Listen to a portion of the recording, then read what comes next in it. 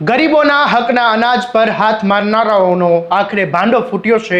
સુરેન્દ્રનગર જિલ્લાના નાવા ગામમાં સસ્તા અનાજની દુકાનમાં ડેપ્યુટી કલેક્ટરના અચાનક દરોડા દરમિયાન ગેરરીતિનો મોટો પર્દાફાશ થયો છે।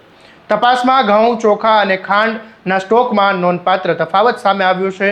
સ્ટોક કરતાં 9 જેટલા કટ્ટા ઓછા મળતા ગરીબોના હકનું અનાજ સગેવગે કરવામાં આવતું હોવાની આશંકા વધુ ગાઢ બની છે। સમગ્ર મામલે ડેપ્યુટી કલેક્ટર હરેશ મકવાણાએ તાત્કાલિક કાર્યવાહી હાથ ધરતા જિલ્લાભરમાં ખળભળાટ મચી ગયો છે અને જાહેર વિતરણ અને વ્યવસ્થા સામે ગંભીર સવાલો ઊભા થયા છે। ત્યારે શું છે સમગ્ર મામલો, આવો વિગતે વાત કરીએ આ અહેવાલમાં।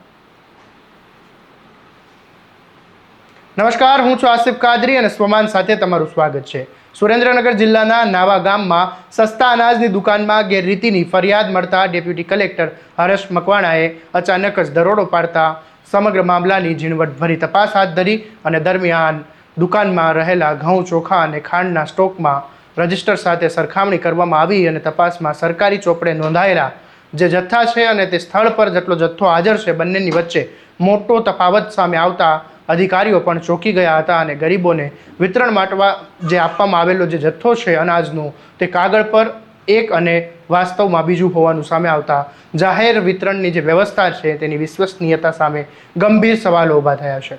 તપાસ દરમિયાન સ્ટોક કરતાં અંદાજે 9 જેટલા કટ્ટા ઓછા મળી આવ્યા હતા।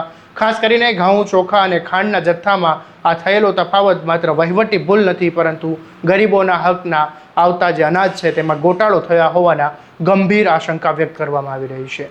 સરકાર દ્વારા ગરીબ અને જરૂરિયાતમંદ પરિવારોને આપવામાં આવતા અનાજના જથ્થામાં જો ગેરરીતિ થતી હોય તો તે અત્યંત ગંભીર બાબત ગણવામાં આવે છે।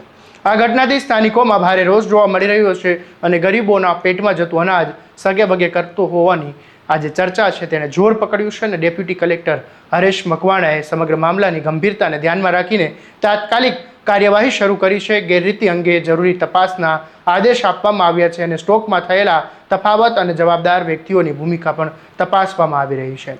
અનાજ ક્યાં ગયું, કોના ઇશારે ગાયબ થયું અને તેમાં અન્ય કોઈની સંડોવણી છે કે કેમ અને સરકારી માલનો ગેરઉપયોગ થયો છે કે તે સહિતના તમામ મુદ્દાઓ ઉપર ઊંડાણપૂર્વક હાલ તો તપાસ આગળ ધપાવવામાં આવી રહી છે। તપાસના આધારે જવાબદારો સામે કડક કાર્યવાહી કરવામાં આવશે તેવી શક્યતાઓ વ્યક્ત કરવામાં આવી રહી છે। નાવા ગામની આ ઘટના એ માત્ર એક સસ્તા અનાજની દુકાન પૂરતી મર્યાદિત નથી પરંતુ સમગ્ર જાહેર વિતરણ અને વ્યવસ્થા સામે ગંભીર સવાલો ઊભા કરે છે।